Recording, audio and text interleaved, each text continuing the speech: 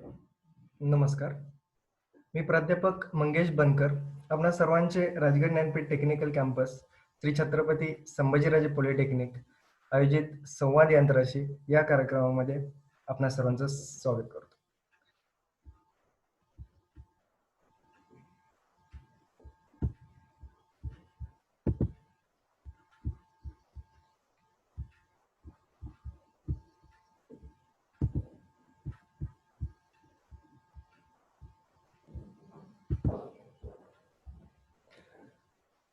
तर mechanical engineering department आयोजित संवाद यंत्राशी या कार्यक्रमामध्ये आज आपण job opportunities for mechanical engineer म्हणजेच यांत्रिकी अभियंतासाठीच्या नोकरीच्या संधी पाहणार आहोत.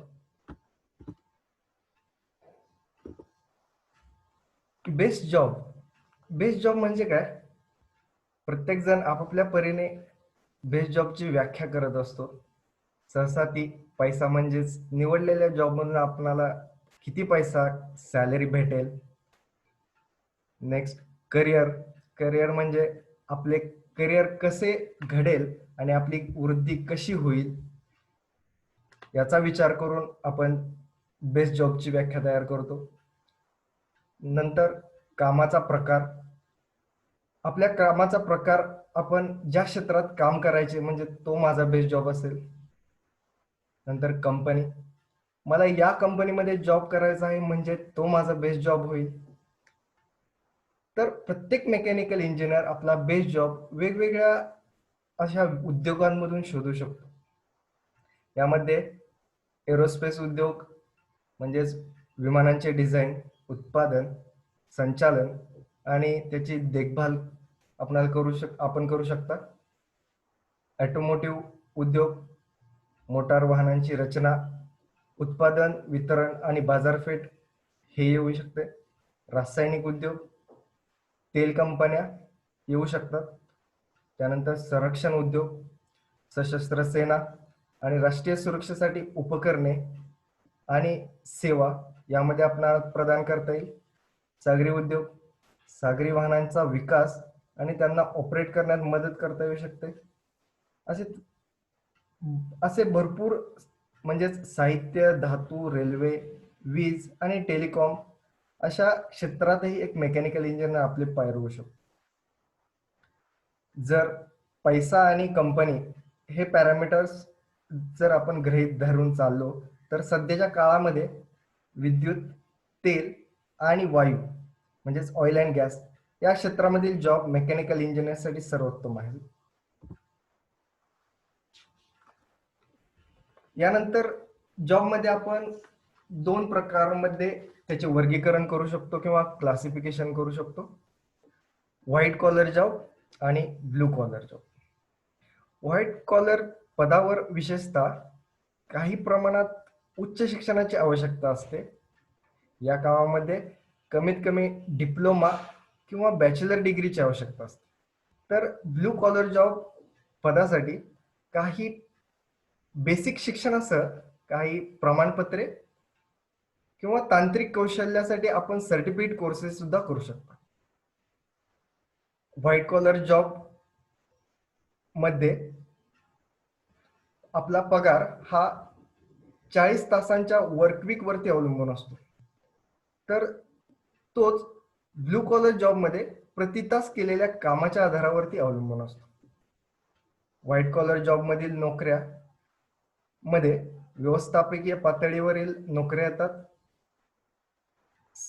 तसेच अनुभवही आवश्यक असतो. ब्लू कॉलर जॉब मधील नोकऱ्या म्हणजेच शॉप फ्लोअर आणि असेंब्ली लाईनवरती आपण काम करू शकतो.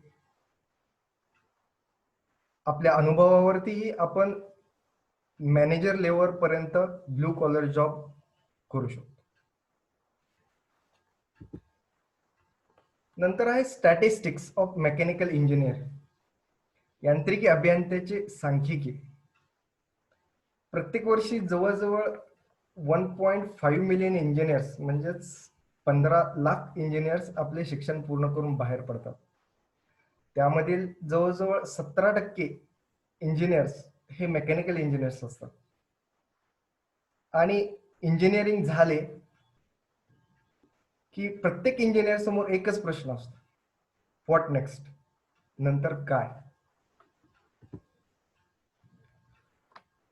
या ऑनलाईन कार्यशाळेमधून आपण सर्व तांत्रिक क्षेत्रातील मेकॅनिकल अभियंत्याची नोकरी कशी असेल, म्हणजेच job scenario of mechanical engineer in technical field याबद्दलची माहिती घेणार आहोत.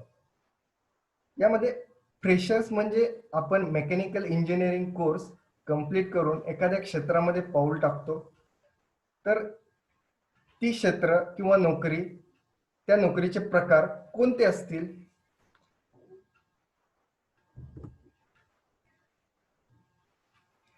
तर मेकॅनिकल अभियंतासाठी सध्या नोकरीचे 3 प्रकार म्हणजेच आपण कॅटेगरी म्हणू शकतो उपलब्ध आहेत. यामध्ये डिझाईन, प्रोडक्शन आणि रिसर्च हे 3 प्रकार पडतात. तर पहिल्या कॅटेगरीमध्ये म्हणजेच डिझाईन इंजिनियर या कॅटेगरीमध्ये मेकॅनिकल डिझाईन अभियंता काय करू शकतो. यामध्ये पहिला येतो CAD engineer. Computer aided design म्हणजेच कॅड. तो डिझाईन निर्मिती, बदल, त्यामधील ऑप्टिमायझेशन करू शकतो. यामध्ये कॅड इंजिनियर सर्व प्रकारचे मेकॅनिकल्स कंपोनंट यांचे 2D आणि 3D मॉडेल्स तयार करू शकतो. यासाठी लागणारे सॉफ्टवेअर्स ते ऑटोकॅड, सॉलिडवर्क, कटिया, क्रिओ असे वेगवेगळे आहेत. पहिल्या छायाचित्रात दाखवल्याप्रमाणे disc brake, suspension system, wheel पासून ते कारच्या बॉडीपर्यंतचे मॉडेलिंग आपण कॅड इंजिनियर थ्रू करू शकतो. त्यानंतर येईल कॅम म्हणजेच कॉम्प्युटर ॲडेड मशीनिंग, ज्यामध्ये कॉम्प्युटर प्रणालीचा खूप समावेश केला जातो, ज्यामध्ये मॅन्युफॅक्चरिंग प्रक्रिया, नियोजन आणि नियंत्रण केले जाते. यासाठी प्रामुख्याने सॉलिड कॅम, मास्टर कॅम आणि इतर असे वेगवेगळे सॉफ्टवेअर यूज केले जातात. नंतर येईल CAE, कॉम्प्युटर एडेड इंजिनिअरिंग. प्रामुख्याने कॅड मॉडेल्स वरती वेगवेगळे पॅरामीटर्स वापरून सिम्युलेशन्स म्हणजेच आपण एक प्रकारे अनालायसिस करू शकतो. यावरून आपल्याला लक्षात येत असेल की कॅड सॉफ्टवेअरचा वापर करून आपण मॉडेल तयार करू शकतो. CAE सॉफ्टवेअरचा वापर मॉडेलचे डिझाईन पैलू तपासण्यासाठी करू शकतो आणि CAE मधील डिझाईन्सचे प्रमाणीकरण केल्यानंतर तो मॅन्युफॅक्चरिंगसाठी आपण कॅम पॅकेजकडे पाठवतो. यानंतर नेक्स्ट कॅटेगरी येते प्रोडक्शन इंजिनियर. तर यांत्रिकी उत्पादन अभियंता काय करू शकतो. Production engineer operation, maintenance, manufacturing, supply chain management या भागांमध्ये काम करू शकतो. ऑपरेशन छायाचित्रानुसार येथे पिक आणि प्लेस रोबोट एखादा प्रोडक्ट उचलतो आणि दुसऱ्या ठिकाणी प्लेस करतो म्हणजेच ठेवतो.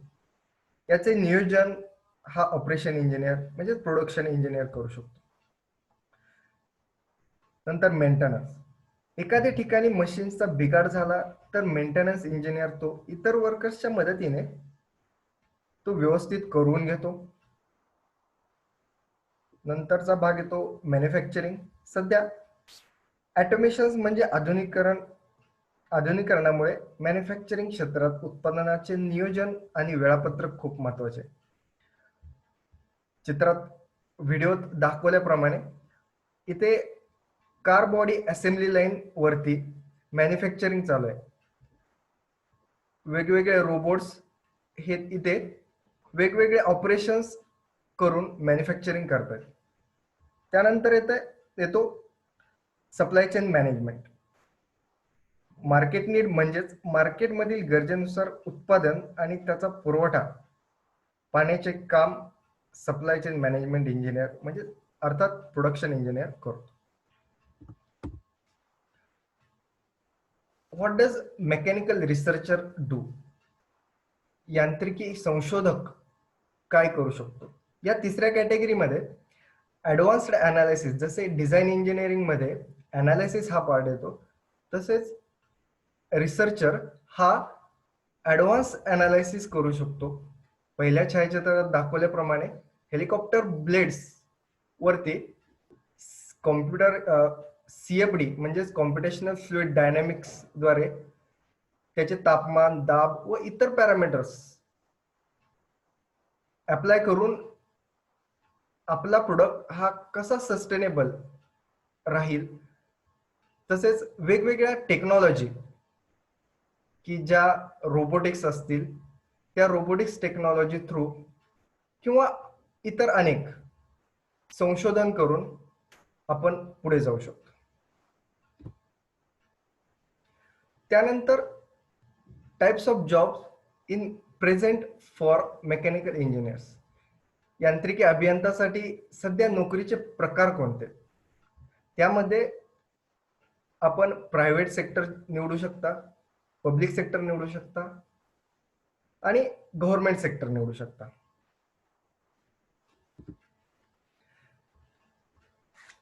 तर पहिला सेक्टर म्हणजे गव्हर्नमेंट सेक्टर. यामध्ये आपणाला जॉब हा 40 ते 45,000 प्रति महिना ही सॅलरी आपणाला भेटू शकते. सॅलरी आपल्या एक्सपिरियन्स नुसार वाढू शकते. सहसा गव्हर्नमेंट सेक्टरमधील जॉब हे रिसर्च रिलेटेड खूप आहे. त्यानंतर डिझाईन आणि प्रोडक्शन यावरती आधारित आहे. जॉब ऑपॉर्च्युनिटीज ह्या गव्हर्नमेंट सेक्टरमध्ये खूप कमी आणि स्पर्धा परीक्षांवर अवलंबून आहेत. यामध्ये सिलेक्शन पद्धतीमध्ये एंट्रन्स टेस्ट आणि गेट याद्वारे आपण गव्हर्नमेंट सेक्टरमध्ये एंटर होऊ शकतो. तर गव्हर्नमेंट सेक्टरमधील अपॉर्च्युनिटीज ह्या Indian Space Research Organisation ISRO, Defence Research and Development Organisation DRDO, BARC Bhabha Atomic Research Centre यामध्ये आपणाला जॉब अपॉर्च्युनिटीज आहेत. त्यानंतरचा पार्ट येतो पब्लिक सेक्टर. पब्लिक सेक्टर मध्ये आपणाला 50 ते 60,000 प्रति महिना पगार भेटू शकतो. सॅलरी ही आपल्या एक्सपिरियन्स वाढेल तशी वाढते. सर्वात जास्त जॉब हा प्रोडक्शनसाठी, त्यानंतर डिझाईन आणि उर्वरित रिसर्च रिलेटेड असतो. यामध्ये सिलेक्शन पद्धत ही एंट्रन्स टेस्ट आणि गेट एक्झाम या थ्रू होते. पब्लिक सेक्टरमध्ये सेल, गेल, भेल, Bharat Petroleum, Indian Oil, ONGC, HNPC, NTPC, Power Grid या सेक्टर्समध्ये, या भागांमध्ये, या क्षेत्रांमध्ये आपल्याला नोकरी भेटू शकते. त्यानंतर प्रायव्हेट सेक्टर. प्रायव्हेट सेक्टर मध्ये सर्वात जास्त जॉब रिक्वायरमेंट असते आणि रिक्रुटमेंट ही केली जाते. यामध्ये प्रति महिना 10 ते 15,000 पासून 1 लाखापर्यंत आपणाला पगार भेटू शकतो. ही रिक्रुटमेंट ही कॅम्पस म्हणजेच कॉलेजमध्ये आपल्या कंपन्या बोलवल्या जातात आणि त्यातून विद्यार्थ्यांची निवड केली जाते. तर स्मॉल स्केल कंपन्या ह्या ऍडव्हर्टाइजमेंट आणि कन्सल्टन्सी मधून विद्यार्थ्यांची निवड करतात. सुरुवातीला सॅलरी कमी असते, पण जशी जसं आपला एक्सपिरियन्स वाढत जाईल तसं तसे आपल्याला सॅलरीही वाढते. सर्वात जास्त जॉब या सेक्टरमध्ये प्रोडक्शन मध्ये आहेत आणि डिझाईन मध्ये आहेत. तर खूप प्रमाणात ह्या रिसर्च रिलेटेड आहेत. अशा प्रकारे आपण मेकॅनिकल क्षेत्रातील गव्हर्नमेंट, प्रायव्हेट आणि पब्लिक सेक्टरमधील नोकरीच्या संध्या बघितल्या.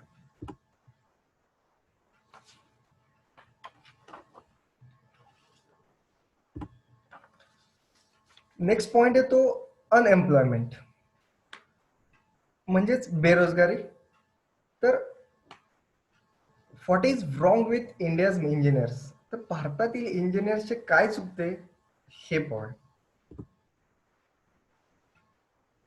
रिझन बिहाइंड अनएम्प्लॉयमेंट, त्याच्या मागील कारणे, बेरोजगारी मागील कारणे.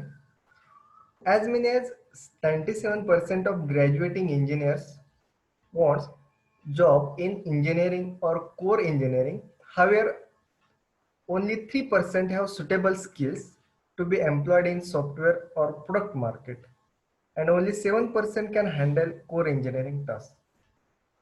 तर यावरून काय लक्षात येते, 97% इंजिनिअरिंग ग्रॅज्युएट्स यांना इंजिनिअरिंग अथवा कोर इंजिनिअरिंग जॉब हवा असतो, परंतु यामधील फक्त 3% लोकांमध्ये कंपन्यांना लागणारे स्किल की जे सॉफ्टवेअर किंवा प्रोडक्ट बद्दल असू शकते, आणि 7% लोक तो जॉब हँडल करू शकतात. हे असे का घडते, तर मनुष्यबळ विकास मंत्रालय HRD मिनिस्ट्री आपण म्हणतो, यांच्या सर्वेनुसार यांच्या मते भारतात 6214 अभियांत्रिकी आणि तंत्रज्ञान संस्था म्हणजेच कॉलेजेस आहेत. दरवर्षी सुमारे 15 लाख इंजिनियर्स डिग्री घेऊन बाहेर पडतात, परंतु त्यांच्याकडे नोकरीसाठी लागणारे पुरेसे कौशल्य नसते, टेक्निकल नॉलेज नसते. यासाठी भारत सरकारने प्रधानमंत्री कौशल विकास योजना, आपण त्याला PMKVY स्कीम म्हणतो, ती चालू केली आहे, ज्यामधून विद्यार्थी आपले टेक्निकल नॉलेज वाढवून स्वयंरोजगाराकडे सुद्धा वळू शकतात. या अंतर्गत राजगड ज्ञानपीठ टेक्निकल कॅम्पसमध्ये 2015 पासून PMKVY चे 16 कोर्सेस राबवण्यात आलेले आहेत. तसेच national employability enhancement mission NEEM म्हणजेच राष्ट्रीय रोजगार वर्धापन अभियान, या अंतर्गत विद्यार्थ्यांना विविध कंपन्यांमध्ये अप्रेंटिसशिपची वाव सुद्धा आहे.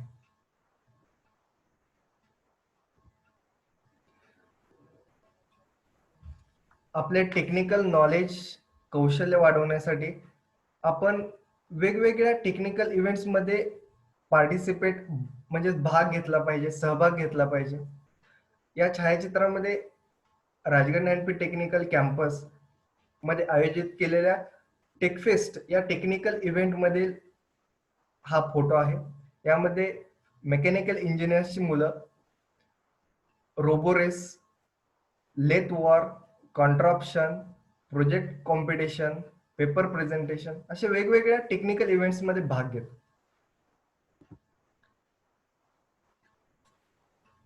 यानंतर की फीचर्स ऑफ प्लेसमेंट. प्लेसमेंटची वैशिष्ट्ये. MCATच्या टेस्ट सिरीज माध्यमातून 1600 कंपन्यांची दालने राजगड ज्ञानपीठ टेक्निकल कॅम्पस मधील मुलांसाठी खुली झाली आहेत.